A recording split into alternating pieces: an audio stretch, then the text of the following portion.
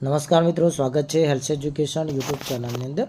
વાત કરીશું આજે દ્વિતીય સત્રાંત કસોટી અંતર્ગત ધોરણ 5 વિષય ગણિતના પેપરનું સંપૂર્ણ અને સચોટ સોલ્યુશન વિશે. દરેક વિષયના પેપર સોલ્યુશન મેળવવા માટે હેલ્થ એજ્યુકેશન યુટ્યુબ ચેનલને આજે સબસ્ક્રાઇબ કરો. તો ચાલો વિદ્યાર્થી મિત્રો વિડીયોની શરૂઆત કરીએ. તો એ વિદ્યાર્થી મિત્રો આજે લેવાયેલ તારીખ 5/4/2024 શુક્રવારના દિવસે ધોરણ 5 ગણિતના પેપર વિશે આપણે વાત કરીશું. તો એ વિદ્યાર્થી મિત્રો નકશો આપેલો છે તેના આધારે પ્રશ્નોના જવાબ આપવાના છે. અહીંયા વિદ્યાર્થી મિત્રો દિશાઓ આપેલી છે. ઉત્તર દિશા છે, દક્ષિણ દિશા છે, પૂર્વ દિશા છે અને અહીંયા વિદ્યાર્થી મિત્રો પશ્ચિમ દિશા આપેલી છે. પહેલો પ્રશ્ન છે, બ્લેકબોર્ડની બરાબર સામે શું છે? તો અહીંયા વિદ્યાર્થી મિત્રો તમે બ્લેકબોર્ડ છે એ જોઈ શકો છો. એની સામેની દિશામાં અહીંયા ડિસ્પ્લે બોર્ડ આવેલું છે. દરવાજો કઈ દિશાની અંદર આવેલો છે? તો અહીંયા વિદ્યાર્થી મિત્રો દરવાજો તમે જોઈ શકો છો કે દરવાજો કઈ દિશાની અંદર આવેલો છે? તો દરવાજો છે પૂર્વ દિશાની અંદર આવેલો છે. ત્યારબાદ પ્રશ્ન છે, પશ્ચિમ દિશામાં શું શું આવેલું છે? તો પશ્ચિમ દિશા છે વિદ્યાર્થી મિત્રો રમતનું મેદાન, બારી, અહીંયા વિદ્યાર્થી મિત્રો બારી અને વિદ્યાર્થી મિત્રો કબાટ છે આવેલી છે. કેટલીક પાટલીઓ પણ અહીંયા આવેલી છે. ત્યારબાદ છે વર્ગખંડમાં કેટલી પાટલીઓ આવેલી છે? તો અહીંયા પાટલીઓની આપણે સંખ્યા ગણીશું. તો અહીંયા 1 2 3 4 5 અને 6. તો અહીંયા 1 2 3 4 લાઈન છે આખી. તો 6 6 24 24 અને વિદ્યાર્થી મિત્રો 4, તો ટોટલ 28 પાટલીઓ આવેલી છે. બાળકો વર્ગખંડની કઈ દિશામાં રમતનું મેદાન જોઈ શકે છે? તો અહીંયા વિદ્યાર્થી મિત્રો રમતનું મેદાન તમે જોઈ શકો છો. તો પશ્ચિમ દિશાની અંદર રમતનું મેદાન આવેલું છે. અહીંયા વિદ્યાર્થી મિત્રો પ્રશ્ન નંબર 2 છે, આપણે જોડકા જોડવાના રહેશે.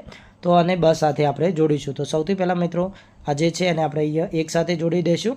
અહીંયા વિદ્યાર્થી મિત્રો આપણે આને 2 સાથે જોડી જઈશું અને 3 સાથે જોડીશું અને આને વિદ્યાર્થી મિત્રો આપણે 4 સાથે જોડી દઈશું.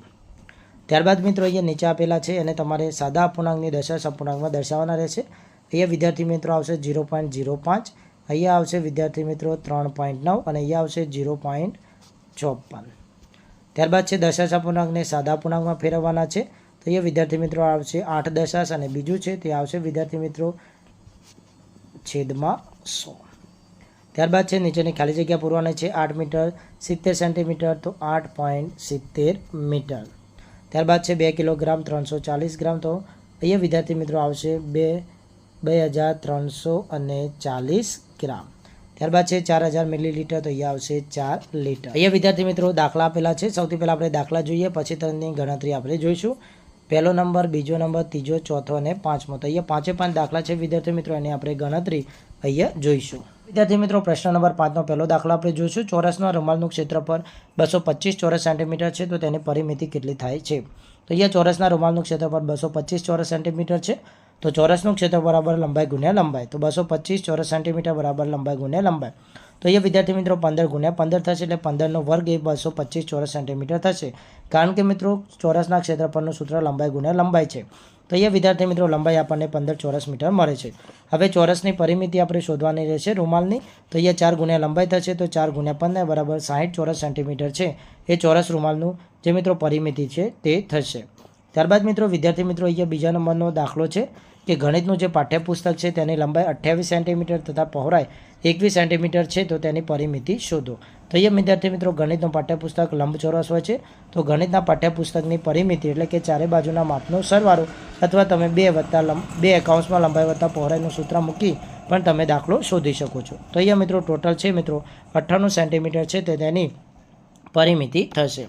ત્યારબાદ અહીંયા વિદ્યાર્થી મિત્રો ત્રીજા નંબરનો દાખલો છે. એક વર્ગખંડની લંબાઈ 7 મીટર અને પહોળાઈ 10 મીટર છે. તેના ભોંયતળિયે લાદી બેસાડવાની છે. તો 1 મીટરની લંબાઈ ધરાવતી કેટલી લાદી જોઈશે? તો સૌથી પહેલાં આપણે જે મિત્રો વર્ગખંડ છે તે લંબચોરસ છે તેનું ક્ષેત્રફળ આપણે શોધીશું. તો લંબાઈ ગુણ્યા પહોળાઈ, તો 7 મીટર ગુણ્યા 10 મીટર બરાબર 70 મીટર છે મિત્રો, એ તેનું ક્ષેત્રફળ થશે.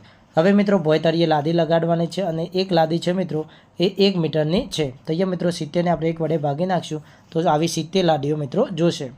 ત્યારબાદ મિત્રો ચોથા નંબરનો દાખલો છે કે એક લંબચોરસ પ્લોટની લંબાઈ 19 મીટર અને પહોળાઈ 15 મીટર છે. તો તે લંબચોરસ પ્લોટનું ક્ષેત્રફળ શોધો. તો અહીંયા લંબચોરસનું ક્ષેત્રફળ બરાબર લંબાઈ ગુણ્યા પહોળાઈ, તો 19 ગુણ્યા 15 મીટર બરાબર 285 મીટર છે મિત્રો, તેનું ક્ષેત્રફળ થશે. ત્યારબાદ મિત્રો 5મા નંબરનો દાખલો છે. એક કેરમ ચોરસ બોર્ડની જે પરિમિતિ છે 480 સેન્ટીમીટર છે, તો તેનું ક્ષેત્રફળ કેટલું થશે? તો અહીંયા મિત્રો ક્ષેત્રફળની આપણે વાત કરીએ તો કેરમ બોર્ડની પરિમિતિ છે તે 480 સેન્ટીમીટર છે. તો અહીંયા મિત્રો પરિમિતિ એટલે ચારે બાજુના માપનો સરવાળો. તો અહીંયા 480 ભાગ્યા મિત્રો 4 કરીશું તો તેનો મિત્રો એક બાજુની જે લંબાઈ છે મિત્રો 120 આવશે. હવે વિદ્યાર્થી મિત્રો અહીંયા ચોરસ છે તો ચોરસનું ક્ષેત્રફળ છે વિદ્યાર્થી મિત્રો એનું સૂત્ર આપણે મૂકીશું ચોરસનું ક્ષેત્રફળ બરાબર લંબાઈ ગુણ્યા લંબાઈ તો અહીંયા વિદ્યાર્થી મિત્રો 120 ગુણ્યા 120 છે મિત્રો કરવાના થશે બરાબર 120 ગુણ્યા 120 કરીશું તો મિત્રો 144 તો અહીંયા પાછા 2 0 આવશે તો અહીંયા વિદ્યાર્થી મિત્રો 14,400 સેન્ટીમીટર છે મિત્રો એ કેરમ બોર્ડની જે મિત્રો ક્ષેત્રફળ છે તે થશે। ત્યારબાદ મિત્રો પ્રશ્ન નંબર 6 છે જુલાઈ અને ફેબ્રુઆરી માસનું ચાર્ટ આપેલ છે એના આધારે આપણે પ્રશ્નોના જવાબ આપવાના છે। અહીંયા તમે જોઈ શકો છો જુલાઈ માસ અને ફેબ્રુઆરીમાં જુદા જુદા શહેરોનું તાપમાન આપેલું છે સુરત જેસલમેર શિમલા દિલ્હી સુરત જેસલમેર શિમલા અને દિલ્હી। અહીંયા મિત્રો જુલાઈ માસ અને અહીંયા મિત્રો ફેબ્રુઆરી માસનું આપેલું છે। સૌથી પહેલો પ્રશ્ન છે જુલાઈ માસના રોજ કયું શહેર સૌથી વધુ ગરમ છે તો અહીંયા વિદ્યાર્થી મિત્રો જેસલમેર છે તે 28 સેલ્સિયસ ડિગ્રી ગરમ છે। ફેબ્રુઆરી માસના રોજ કયું શહેર સૌથી ઠંડુ છે તો શિમલા જેનું તાપમાન 10 ડિગ્રી સેલ્સિયસ છે। જુલાઈ અને ફેબ્રુઆરી માસમાં એવા કયા શહેરોનું તાપમાન સરખું છે એ વિદ્યાર્થી મિત્રો વાત કરીએ તો સુરત અને મિત્રો દિલ્હી જે શહેર છે આ બંનેનું તાપમાન સમાન છે। જુલાઈ અને ફેબ્રુઆરી માસમાં કયા શહેરના તાપમાનમાં ઓછો ફેરફાર છે તો દિલ્હી છે મિત્રો એના તાપમાનમાં 6 સેન્ટીમીટરનો ફેરફાર છે। ફેબ્રુઆરી માસમાં કયા શહેરનું તાપમાન 28 સેલ્સિયસ છે તો એ વિદ્યાર્થી મિત્રો જેસલમેર છે તેનું તાપમાન ફેબ્રુઆરી માસની અંદર મિત્રો 28 ડિગ્રી સેલ્સિયસ છે। પ્રશ્ન નંબર 7 છે નીચેના વ્યવહારો કોયડા ઉકેલો તો એ વિદ્યાર્થી મિત્રો 3 દાખલા છે અને આપણી ગણતરી જોઈ લઈએ વિગતવાર। એ મિત્રો પ્રશ્ન નંબર 7નો પહેલો દાખલો છે રમેશભાઈએ મકાન બનાવવા માટે લોન લીધી અને તેને 2 વર્ષ સુધી મિત્રો 3,450 લોન પેટ પાછા ચૂકવવાના છે તો 2 વર્ષમાં લોન પેટે કેટલી રકમ ચૂકવવાની થાય છે તો એ વિદ્યાર્થી મિત્રો 1 વર્ષ બરાબર 12 મહિના થશે તો 2 વર્ષ બરાબર 12 દુ 24 માસ થશે તો અહીંયા વિદ્યાર્થી મિત્રો તે 2 વર્ષ સુધી રકમ છે એ ચૂકવે છે। હવે એક માસે મિત્રો 3,450 રૂપિયા એમને આપવાના થાય છે તો 2 વર્ષ એટલે કે 24 મહિના મિત્રો અહીંયા મિત્રો 2 વર્ષ છે એમને કેટલા આપવાના થાય તો બંનેનો ગુણાકાર કરીએ તો 82,800 રૂપિયા છે મિત્રો એમને 2 વર્ષની અંદર લોન પેટે ચૂકવવાના થાય છે।